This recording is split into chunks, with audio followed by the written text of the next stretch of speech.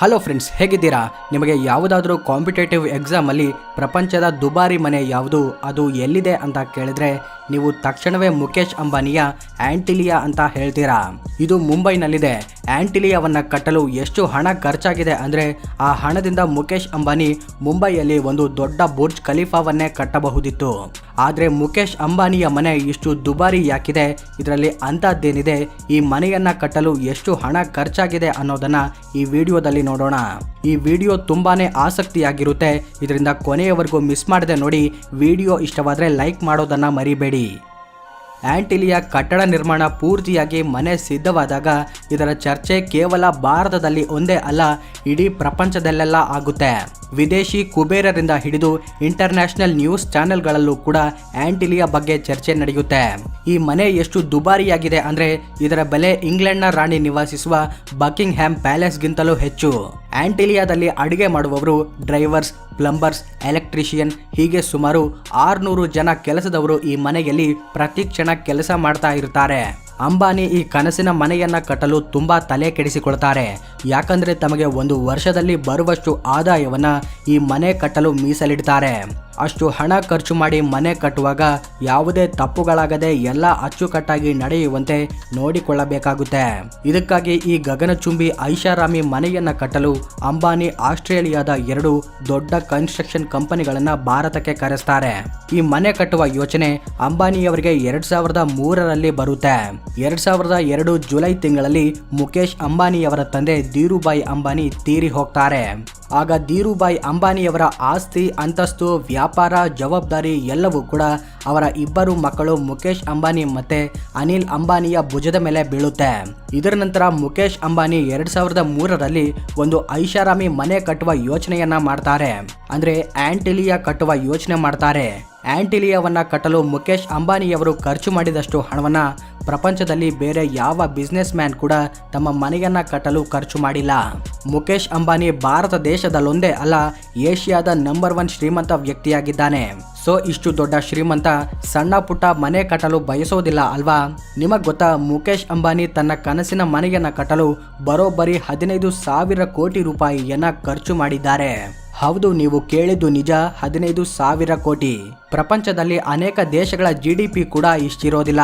ಈ ಮನೆಯನ್ನ ಕಟ್ಟಲು ಮುಖೇಶ್ ಅಂಬಾನಿಯವರಿಗೆ ಎಂತಹ ಭೂಮಿಯ ಅವಶ್ಯಕತೆ ಬೀಳುತ್ತೆ ಅಂದ್ರೆ ಅದು 27 ಅಂತಸ್ತಿನ 568 ಅಡಿಗಳಷ್ಟು ಎತ್ತರವಾದ ಕಟ್ಟಡವನ್ನ ಭೂಕಂಪದಿಂದ ಇನ್ನಿತರ ಪ್ರಕೃತಿ ವಿಕೋಪದಿಂದ ತಡೆದುಕೊಳ್ಳುವಷ್ಟು ದೃಢವಾದ ಭೂಮಿಯಾಗಿರಬೇಕಾಗುತ್ತೆ. ಮತ್ತೆ ಆ ಭೂಮಿ ಮುಂಬೈನ ಮೇನ್ ಸ್ಟ್ರೀಮ್ ಏರಿಯಾದಲ್ಲೇ ಬೇಕಾಗುತ್ತೆ. ಅಂತ ಒಂದು ಜಾಗ ಮುಂಬೈನ ಅಲ್ಟ್ರಾ ಮೌಂಟ್ ರಸ್ತೆಯಲ್ಲಿ ಸಿಗುತ್ತೆ.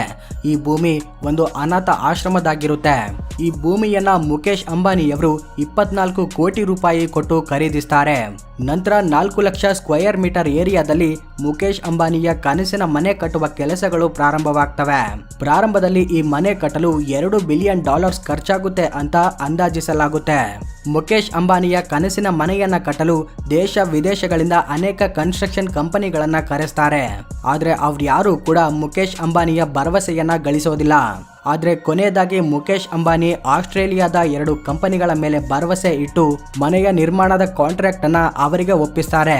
ಈ ಕಂಪನಿಗಳು ಇದಕ್ಕೂ ಮುಂಚೆ ದೊಡ್ಡ ದೊಡ್ಡ ಗಗನಚುಂಬಿ ಕಟ್ಟಡಗಳನ್ನ ಕಟ್ಟಿ ಹೆಸರು ಮಾಡಿರ್ತವೆ. ಈ ಬಂಗಲೆಯನ್ನ ಡಿಸೈನ್ ಮಾಡಲು ವಿದೇಶಗಳಿಂದ ಡಿಸೈನರ್ಸ್ ರನ್ನ ಕರೆಸ್ತಾರೆ.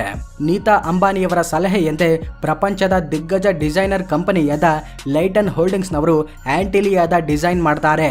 ಮತ್ತೆ ಇಂಟೀರಿಯರ್ ಡಿಸೈನ್ ಅನ್ನ ಚಿಕಾಗೋದ ಪರ್ಕಿನ್ಸ್ ಅಂಡ್ ವಿಲ್ ನವರು ಡಿಸೈನ್ ಮಾಡ್ತಾರೆ. ಈಗ ಕಟ್ಟಡದ ಡಿಸೈನ್ ರೆಡಿ ಆಯಿತು. ಆ ಡಿಸೈನ್ ನಂತೆ ಕಟ್ಟುವ ಕಂಪನಿ ಕೂಡ ಸಿದ್ಧವಾಗಿತ್ತು.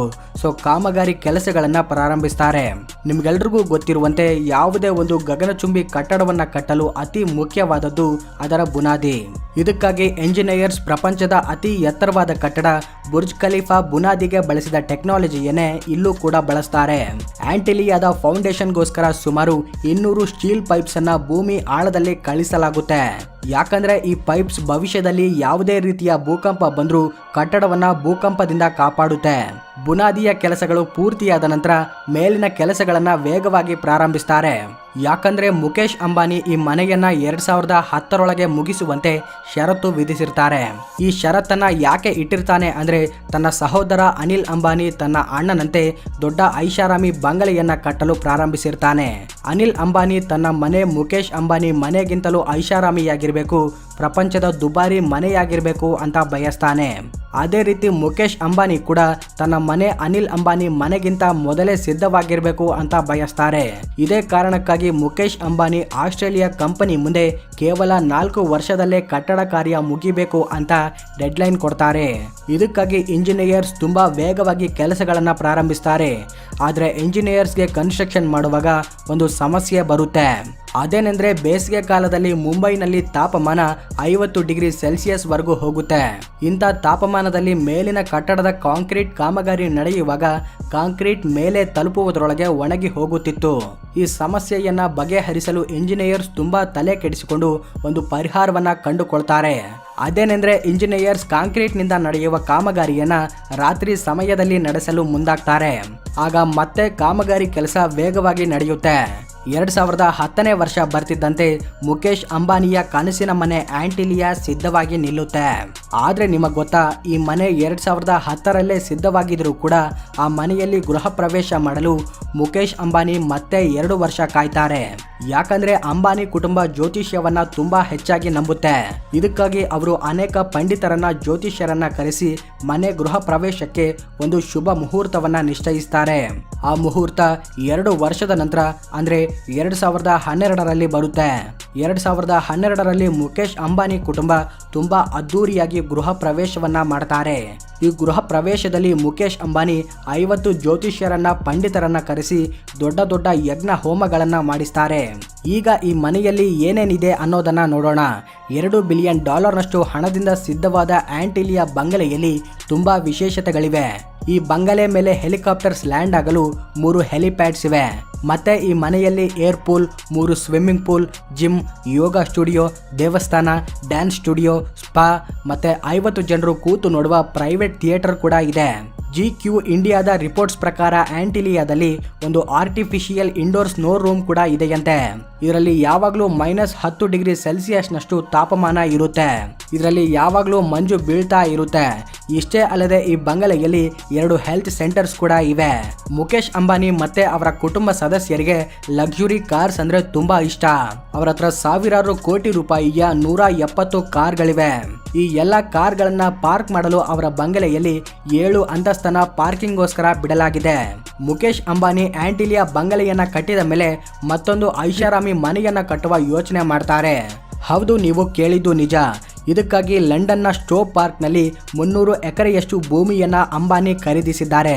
ಈ ಜಾಗದಲ್ಲಿ 900 ಕೋಟಿ ಹಣವನ್ನ ಖರ್ಚು ಮಾಡಿ 50 ಬೆಡ್ರೂಮ್ಸ್ ಇರುವ ಬಂಗಲೆಯನ್ನ ಕಟ್ಟುತ್ತಿದ್ದಾರೆ. ಈ ಪ್ರಪಂಚದಲ್ಲಿ ಹಣ ಇದ್ರೆ ಏನನ್ನಾದ್ರೂ ಕಟ್ಟಬಹುದು ಬಿಡಿ.